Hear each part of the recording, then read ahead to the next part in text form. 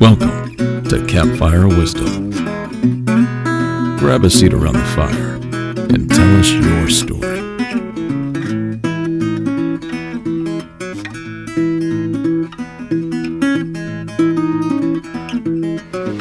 Hey everybody, welcome back to Campfire Wisdom. This is Greg. I want to first apologize for the road noise. I am driving north on I-5 on my way to Paso Robles to partake in a weekend event of hunting. And sitting to my right is my very good friend Matt Gagnon, editor-in-chief at Boom Comics. So he's a big dog in that industry. And first time we've had him on the show, so I'm really excited to introduce you to Matt. Thank you. I like that big dog. I want a big dog patch. Yeah, I need to get that. Well, dude, if you think about it, I was, I'm gonna toot your horn for a second because we think about it. Don't. Like, boom. I just think about where the comics industry is, and just your company is basically on the heels of the major guys, right? I mean, size-wise. Yeah, we've done. Yeah, I'm really proud of what we built over the years. We've been at it since. The company was formed in 2005. I joined the company in 2008, so we've been at it for a while now. We've been able to grow the company into a really good position in the industry. We're kind of part of the fabric of the comic book industry in a way that we just weren't when we were starting out, and we're part of the conversation, which is a good place to be. That's cool, man. Yeah. And you've been there 10 years. I just had my 10-year anniversary. That's great, man. So this is the longest you've ever worked for a company, huh? For sure, yeah. Before this, when I was the buyer at Meltdown, it was, I think, 4 years and change that I was there, and that was the longest I'd ever been anywhere. That's cool, man. That's when you really start to become a pro at what you do. You know what I mean? It's like this is my game. You're vested. I think that's cool. It's the Malcolm Gladwell 10 years or 10,000 hours. Yes, yep. I like that. Yeah, I think tonight, we talked about it earlier, but we should definitely have a sit-down conversation with everyone, and we're going to be dealing with firearms in a environment where there are wild animals, so we are going to need to formulate a battle plan just in case. I don't know. We're going to take some safety measures. Some necessary safety measures. Yeah. Well, it's funny. I've been modeling myself in this trip as the bodyguard. Like I'm bodyguarding Matt and Nick from the potential boar that gets through our defenses and tries to flank us from behind. Well, it's the eyes and ears, right? Yeah, we're going to be the eyes and the ears out there. Hopefully, we'll be able to do some effective spotting. Hopefully, we'll be able to spot some good animals. Just be out there to get our hands dirty and help the boys. Yeah, dude, this is my first foray back into the hunting realm since I've been a kid. So I'm excited and anxious, and I think it's kind of cool because for me, I don't know how you feel, but I feel like I'm going to be like a spectator. But I don't know. Yeah. Well, it's going to be different. I think it'll probably be a lot like Tucson hunting in the sense that the terrain's probably going to be pretty similar. Yeah. The heat's definitely going to be similar. It's going to be about 101 tomorrow, so that should be interesting. Yeah, we got to make sure and stay hydrated. That's going to be the number one thing. Yeah. So what do you think, man? What's your thoughts going into this trip here? I'm excited to learn. I think there's a lot that we're going to be able to learn from the guide. It's always fun to kind of get to a new place and kind of get a sense of the terrain. What kind of environment they have up here. I've spent some time up in these parts, but not specifically in any kind of ranch land in Paso Robles. So, I get excited about just kind of having that experience, learning new skills, and be there to support the guys. I'm really curious. I'm kind of don't really know what to expect. I think we talked about that a little bit earlier, but it's we're going to an outfitting place that's going to essentially, host the hunt site for us. So right. Is it start to finish, like it's laid out before you, or is it like, hey, we're just giving you access to the land and the guy's going to try to help you find them? I don't even know, but... Yeah, I think a big part of this for me that I get excited about is for the past probably 2.5 years, I've been educating myself on hunting and, sort of like the ethics of hunting and kind of figuring out what my opinions are on everything.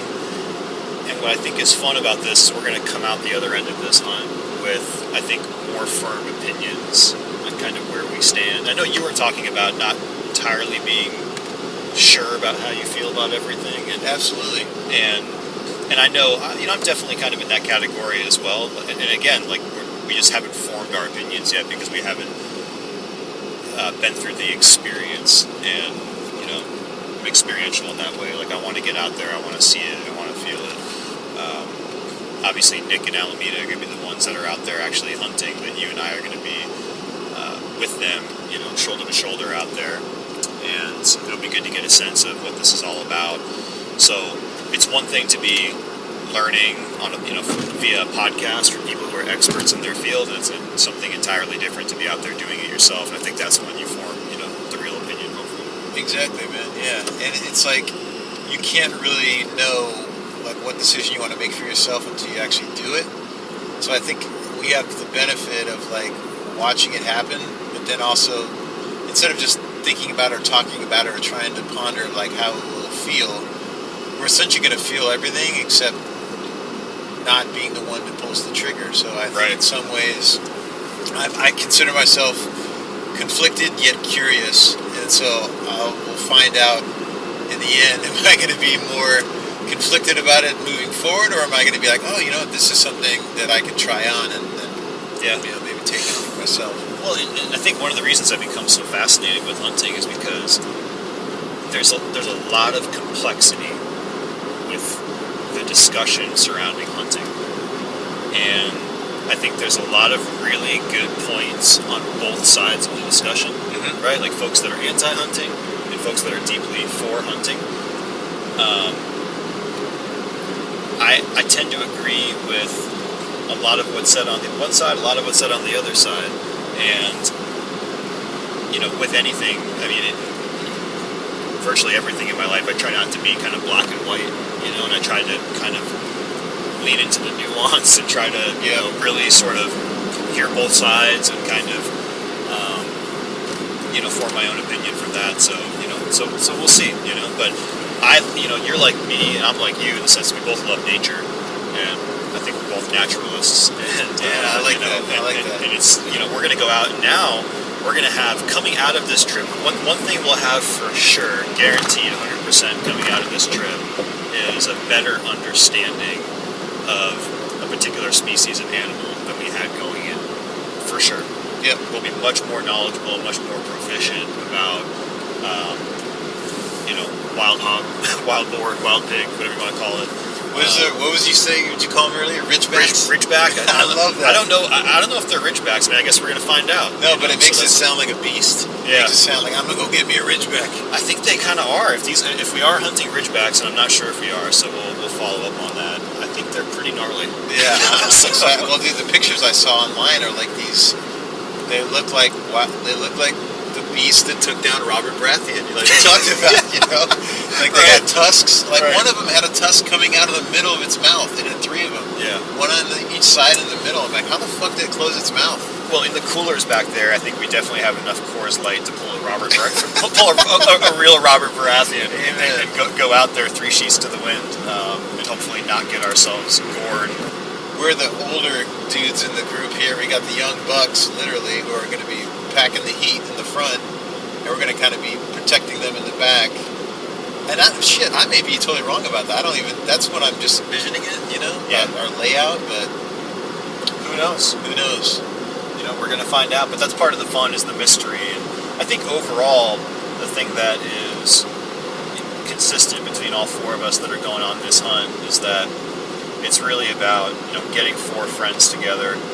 We don't have an opportunity to do this sort of thing often, to get out just the 4 of us and have an experience like this and spend some time together, camp, get some time to talk, get some time to unwind. You know, whether we come home with bacon or we don't come home with bacon, like, you know, to me, it makes no difference. You know, it's the experience that it's the journey that I look forward to the most. Yeah, amen. And you know, it's as we get busier, and it's I'm really realizing more and more, and you've talked about this before, but I'm starting to see that is that you really got to like make a conscious effort to like set aside these moments and this kind of time for these events, because just life gets fucking busy, and it's like the only way you're gonna see your friends on the regular is to set up things like this. That's right. You know, set up play dates with the kids down the road, which I'm really excited about. That's going to be a blast. And yeah, man, it's funny. I actually had this conversation with my buddy Ike recently. Ike, what's up, Ike? If you're listening, I wonder if Ike's listening to this podcast. He is actually. He does listen. Yeah, what up, Ike?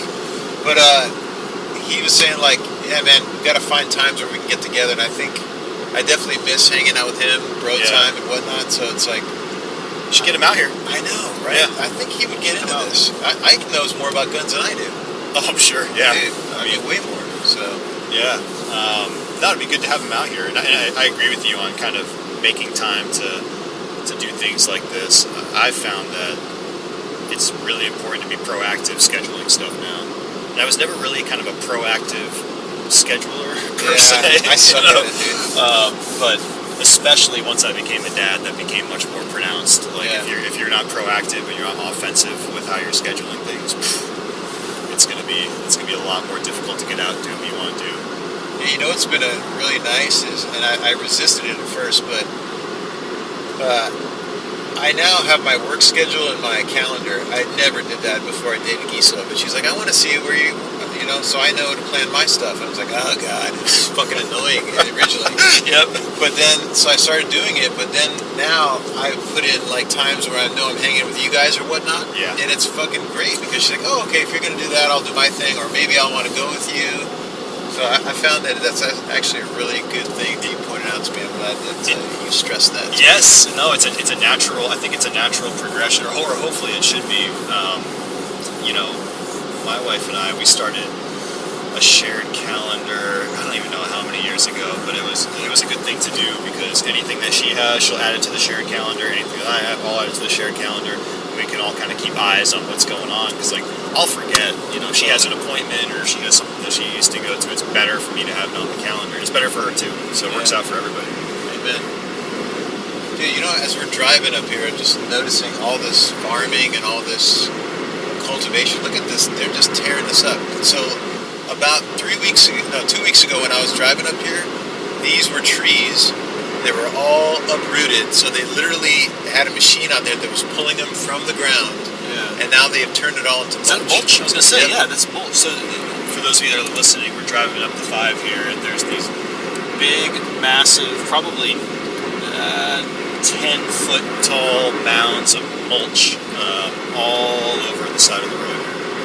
Yeah, and I think there was some type of either almond trees or something. I don't know if they're going to do something different with the land, but talk about... These were all trees? These were all trees. Like, if you saw... I had stopped right here, but back there it was trees. But they had these machines that had grips that would grabbing the trunk, and then you just saw the root ball. So all the trees were on the ground with their root balls sticking out. It's crazy. Well, I know the last time we got together, we were up in McGill, and we had our little fireside chat, but we didn't get a chance to chit-chat about it. But that's right, I had left just before you guys put the microphones on, right? Yeah, is that what it was? Absolutely. But man, it was so cool to have Wyatt up there, and it was like a good foreshadowing of like how it would be in the future with all of our kids and them running around and, you know, playing in the forest. I can't wait for that, man. It's special. Awesome. I mean, yeah, we are entering kind of these new phases of our life where even just a couple of years ago, if we were camping, we were just camping with all of our friends. And now we have little ones that are entering the picture. You know, I'm a dad now. Our buddy Bryce is a dad now. Now you're about to be a dad. My brother's about to be a dad. We have other friends that are kind of starting to get into the mix, and so there is this real kind of big shift that's happening in our lives, and I think it's really think it's great. I think it's great that we're going to be able to raise our kids together, teach them about being out in the wild, teach them about being out in nature, how to live in accordance with nature and do it the right way, and leave the place better than you found it, and all those rules that we hold dear. Yeah, I agree. We should start like a little. It's funny, like a little group. Like the Boy Scouts do their own thing, but not like we have to have a sanctioned event or anything to govern us. But I appreciate the fact that we'll be able to get our kids together and do all those activities. Yeah, we'll be able to do our version, right? Exactly. Yeah. And then maybe someday down the road, it's that quest for land.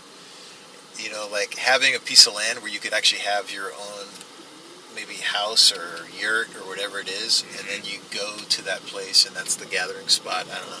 I know it's definitely a fantasy, but it sounds amazing. But you know what? It's actually, it's not that unrealistic.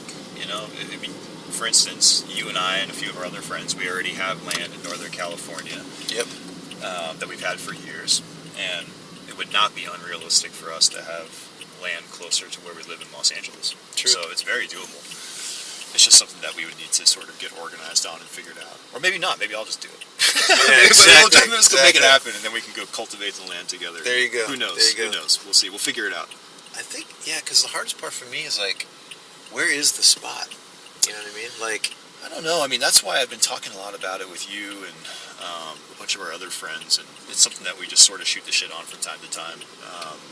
Because I think there's so much, I think there's a big misconception about Los Angeles and the surrounding areas of Los Angeles for people who don't live in Southern California, and they don't understand like how much space there is out here, and how much natural beauty there is to this place. Public lands, desert, wilderness. From the Mojave to Joshua Tree to San Bernardino County is one of the biggest counties in the country. And you got the San Gabriels, the San Bernardinos. I mean, it's just, there's widespread nature that's accessible in like an hour, sometimes even like a half an hour. Like I can be out in the middle of sort of nowhere in a half an hour from my place. Yeah, right. And that's the thing. It's like, you're right. It's the illusion of like, oh, it's Los Angeles, it's a big city, but there are spots you can go to, and you can make a day trip of it, We're surrounded by them, right? To the west is the ocean, and to the north, there's tons of mountainous areas, beautiful areas to the north. Obviously, to the east, you have the San Gabriels, you have the San Bernardinos, you have Mojave Desert, for goodness sake. You have the Joshua Tree National Forest. We're surrounded. Yeah, we are. That's what I love about California, man. That's why we pay those high prices for our property taxes and rent, because it's like, man, coming from Arizona, Arizona has a lot to offer. It's beautiful. Definitely. Don't get me wrong. Yeah. And then maybe, it's funny, I was talking about it with Alameda last few weeks ago, but I wasn't at a place where I was like really exploring. I've done more exploring and camping and outdoor stuff in my 30s and now into my 40s than I did when I was younger. I think my frame of mind was different, Yeah. Very much so. I think when you're younger, frankly, I think most people, unless you come from money, you're not in a comfortable place. And so when you're younger, you're kind of surviving, right? Yeah. And you're grinding, you're trying to make money, and you're kind of doing your thing. And once you get a little bit older, if you're kind of, if you're playing your cards okay, and you're becoming a little bit more comfortable, and hopefully you have some disposable income, and you're able to get away a little bit more. Hopefully that's the idea. I can tell you, when I was trying to build a career for myself in almost all of my 20s, I wasn't vacationing hardly at all. It's true. I was just, in the game, 110%, grinding all the time. Yeah. And I forget when it changed. I don't know, it must have been maybe in my early 30s or something, when I just kind of sat back and I was like, all right, I feel like it's time to,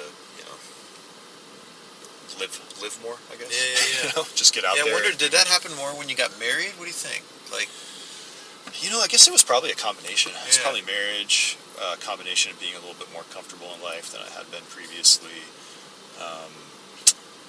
More experience, probably more wisdom, more everything. Okay. I think you just get older, and I found that the place where I would be the most at peace things like when we were going to the beach. If we're going up to Big Bear, we're staying in the cabin. When we're on the lake, when we're out in the desert, when we're camping, any kind of natural environment like that, when we would get all the friends together, those were always the times that, like, we would have so much fun. Totally. And we would all talk about it, you know, we would all talk about it ad nauseum. You know, we'd be talking about how much we need to do this more. We always need to do this more, right? Yeah, that's true. Well, dude, that's the quest now, man, is to get out there and keep doing it. And then I think that's what kind of inspires me, too, is to try to encourage people to, like, realize, like you said, that you can really find those gems that aren't that far away, and you can take advantage of that. And how much better of a world would we be if we were all spent more time outside? You know, it's like, I don't know. I know I harp on that, and it sounds like a broken record or some type of utopian maxim. That's your theme. That's important. It is, you know, true. that you're always going to come back to that, because that's one of the main themes of this message that you're putting out to the world, and it's also a true message. Yeah. You know, if you're somebody who struggles with, fatigue or stress or anxiety or anything, you know, getting out into nature, you know, it helps. You know, it helps you get more grounded. It helps you become more connected. So it's an important thing to do. I was actually thinking recently that, you know, what would be interesting is if we went back to Tucson and did some exploring now compared to when we were younger. Oh, yeah. Right? Yeah. Like, I was thinking about this recently. Like, the last time I was at, like, Apache Lake. Okay? Like, how old were you the last time you were at Apache Lake? 20s, and I was worried about probably trying to bang a girl. Right. You know. Yeah, exactly. So I was probably a teenager. Yeah. Right? And like, if you asked me, like, what do you remember about Apache Lake? Like, I could probably rattle off like 2 or 3 things. Yeah, but wow. my memory is not like super strong, right? Yeah. With that experience. And so how fun would it be to go back to Apache Lake now and really kind of with a different mindset, with the experience that we have now, the knowledge of how to sort of work with the land that we have now that we didn't have then. It'd be interesting. You know, you just made something just totally ring in my head. When I was a kid, we would go to Lake Powell all the time. Yep. And then as I got older, it wasn't as fun to be on the beach. So we started to do like houseboats with my family and then my buddy Adam Zickerman's family. We should do like a houseboat, dude. That would be interesting. Wouldn't that be awesome? I don't Lake know Powell. I don't know if I've ever done a houseboat. Oh my God, it's so fun. We did the party boat. The party boat, it's so fun. I love party boats. The party, yeah. That was great. Remember David Green? Yeah. What was David Green's thing? He's like, I've got more boat experience than all of you guys combined. Something like that. Oh my gosh. Dave, if you're listening, we love you, but we're going to give you shit. Of course we love Dave. We're going to give you shit on that for that- the rest of your life. That's our guy. But that's what you're supposed to do. Exactly. We wouldn't be brothers if we weren't doing that. So. And then, Provost had to grease that guy so he didn't get upset about the dent that we put in his boat. That's hilarious. we hit that harbor at a good clip. I like that, a good clip. Yeah. That's funny. Yeah, that'd be interesting. Houseboat? I don't think I've ever done that. No, we should, man. But think about it. Like Bisbee. When was the last time you were in Bisbee? Oh, actually, I was there a year and a half ago. Are you serious? Yeah, because Geese and I went to Karchner Caverns, but we just drove through there, and really showed her the little bit of the cuteness of the town. We had lunch there. Did you know that? And I don't think I'm mistaken on this. I might be mistaken, but I think those caverns were only discovered as recently as the 1990s. Yeah, you're right. Isn't that crazy? It is crazy. And you know what's really cool about it is the guys who discovered it kept it secret for almost 10 years. Right. Because they wanted to preserve and make sure that no other spelunkers found it, because they knew it would get fucked up. So they were working behind the scenes with the owner of the land and the state of Arizona to try to preserve that and ensure that it was going to be preserved for future. Pretty cool. It's amazing, man. Have you been there? I've never been, but I do want to go. Dude, next time you would really love it. And of course I say discover with air quotes because the Pueblo Indians knew about that shit. You're probably right. Right? We rediscovered it in the 1990s. You're very right. Holy shit, look at this. This is a big ass oil field. Oh, yeah. Wow. Yeah, so there's just oil rigs all around this area. We're going to turn on the Bitterwater Valley in 15 miles, so we're almost there, man. Oh, Home close. stretch. Okay. Yeah, you want to wrap it? Yeah, let's wrap up. So we're going to bid you adieu from the oil fields until next we chat. Talk to y'all soon. Hey everybody, I hope you enjoyed the introduction of my buddy Matt here. We had a chance over the course of the weekend to sit down and chat a lot. So this is going to be part one of a longer series from our hunting trip. So stay tuned for more episodes to follow. And I'm really excited to share all of it with you. It was definitely a great time. Ironically, we did not share a campfire together because we were under a ball of fire for the entire weekend. So until next week, I hope you are finding your reason to be outside and maybe have your own opportunity to wake up beneath the stars. So until next time, take care. Bye-bye. Oh, it's only in your head. Oh, it's only in your head. Campfire Wisdom is brought to you from the hills of Rancho Cucamonga. We'd like to thank the men and women that protect our national parks and forests. You make this journey possible. Theme music by Sean Cromwell.